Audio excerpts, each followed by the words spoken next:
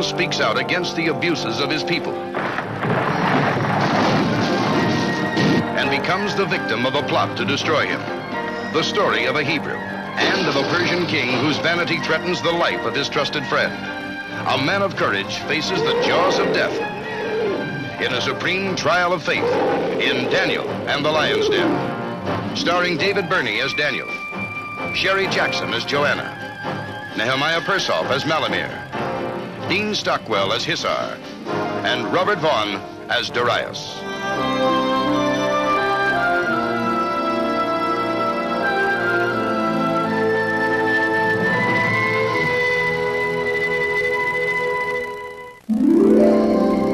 After the Babylonian kings had destroyed the city of Jerusalem, the Hebrews had been taken into captivity and led back into Persia. Here they labored in servitude for their Persian captors.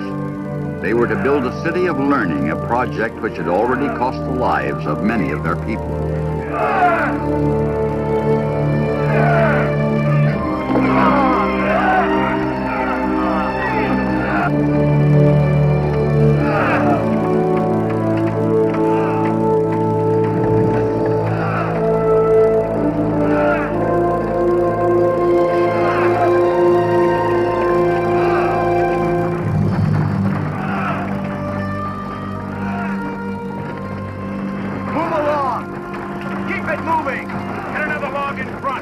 Despite their enslavement, the Hebrews clung to their faith and their hope in Daniel, a Hebrew blessed with God's wisdom. Daniel had been made a minister and was favored by King Darius, a fact resented by the king's other ministers and princes. I'll be back. I must tell Reva. Rumors of corruption and mistreatment of his people had reached Daniel. Now, over the objection of his fellow ministers, he had come to view the situation himself. Well, Your Excellency, do you see any starving people, any cruel taskmasters, any evidence of inferior material? Rumors, vicious slanders, as you can see, Your Excellency, carried into the palace by ambitious plotters and connivers. Ambition. It's a strange force in men, my lords. It can be very good or very destructive.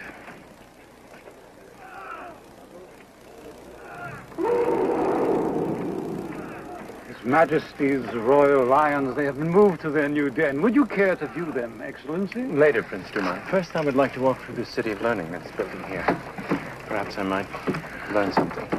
We shall walk with you, Your Excellency. No, I won't go alone. I prefer it. I urge you to take a guard, Excellency. These Hebrews could be treacherous and vicious. One never knows when they will turn. So I think you forget that I, too, am a Hebrew. Master Baruch, the king's high ministers have come in the splendid coach of Prince Malamar. Is the First Minister Daniel with them? Yes, sir. Good boy.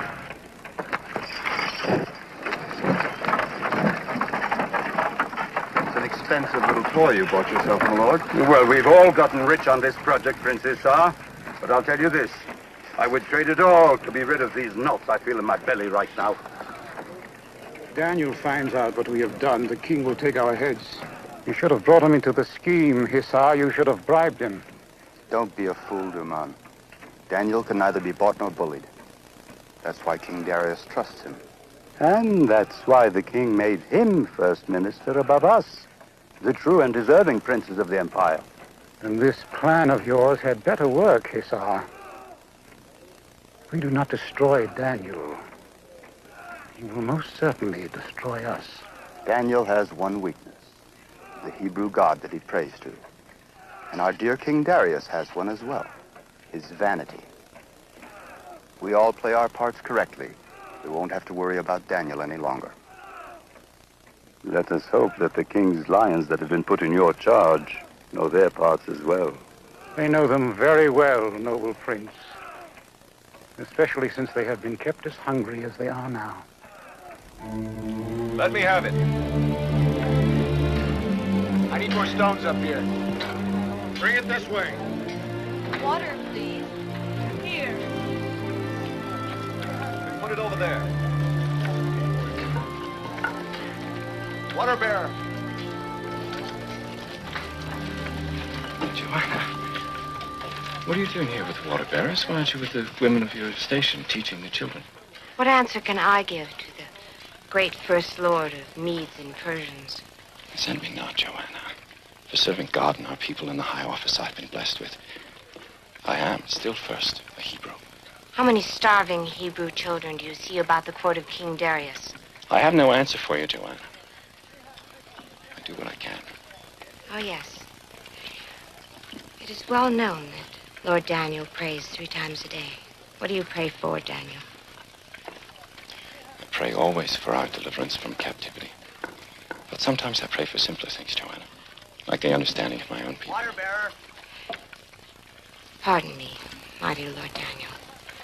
I have to fetch the water for our thirsty men. Brother Masters, take that away, too.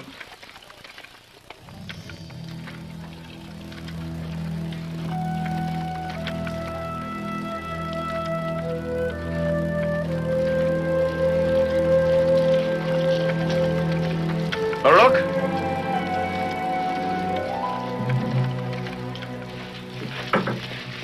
Are you well? For the first time in 6 months, I come among my people. And I meet hostility, the anger I see in your eyes. Why?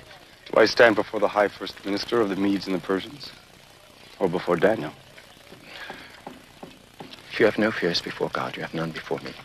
This city you told us to build, that would provide learning and solace for all the people. It has destroyed us. The royal treasury has spent enormous sums to see that the people were well fed, well paid for this work. Then your ministers have grown rich. We've never been paid. But with the lash and the whip. Our families starve for lack of food. The very stones they make us build with are so poor they crumble before we can lift them into place. We have paid for the finest granite from the quarries of Mount Isis. Cheap sandstone, Daniel. Full of cuts and faults. We've lost many men when the structures collapsed. Those who complained or refused to work disappeared in the night. These are terrible charges, Baruch. Can you prove them? See with your own eyes. Yes, show me everything.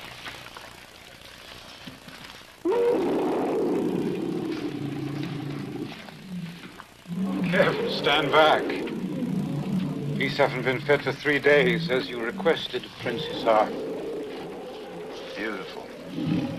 So fierce, so final, eh? Yes, but death by the lions is for high treason. The king loves Daniel like a brother. How can we be sure he will pass such a sentence? Darius will have no choice once he signs my proclamation into law. I agree. Daniel must be destroyed quickly. But this is a daring scheme full of danger for us. Yes, the old law of equal trial. What fools you both are. Would you rather let Daniel reveal our dealings here to the king, or cut our heads off?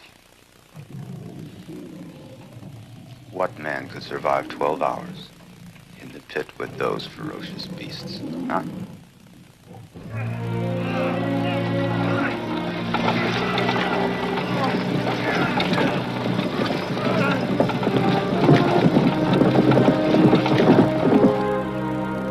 Yes, that's good.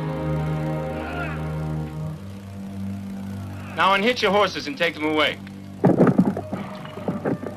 What is being done to my wagon? With all due respect, Excellency, what is my costly wagon doing down there? Minister, we have a problem here, one of divided opinion.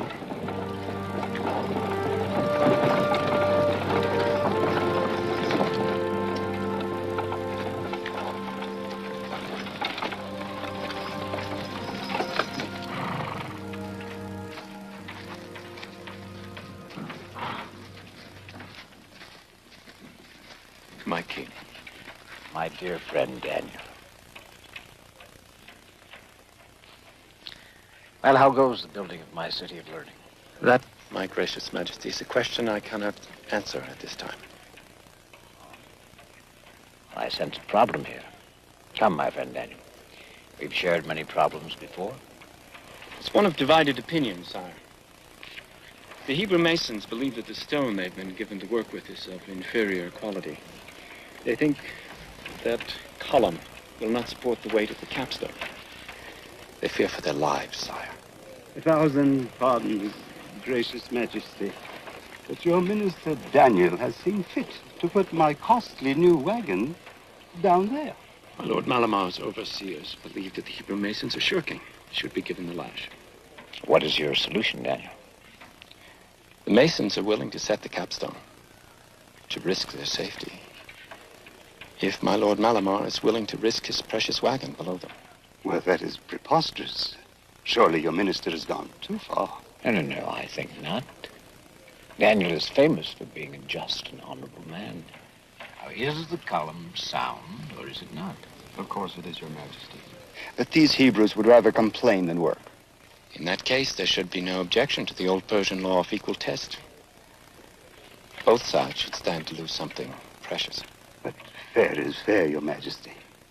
Certainly my costly new wagon is worth more than a dozen Hebrew lives. Carry out the test.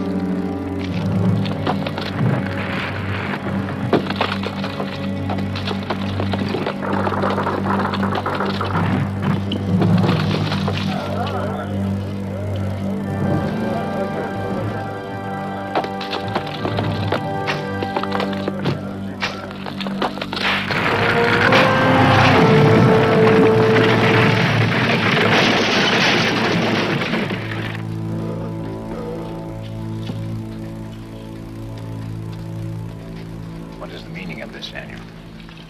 I cannot be sure, Your Majesty, but I will find out. When I have all the facts, I will bring them to you for your judgment. This is unfortunate, Your Majesty. Most unfortunate, but it's only a temporary setback. See what I mean, Daniel? I do hope it doesn't interfere with the little celebration. Move the men off the walls. Celebration, Lord Hussar? What celebration? Your loyal ministers and the satraps from the provinces would like to present you with a gift. We had wanted to make it a surprise. Surprise? Well, I like surprises. Come. You must all attend me in my pavilion.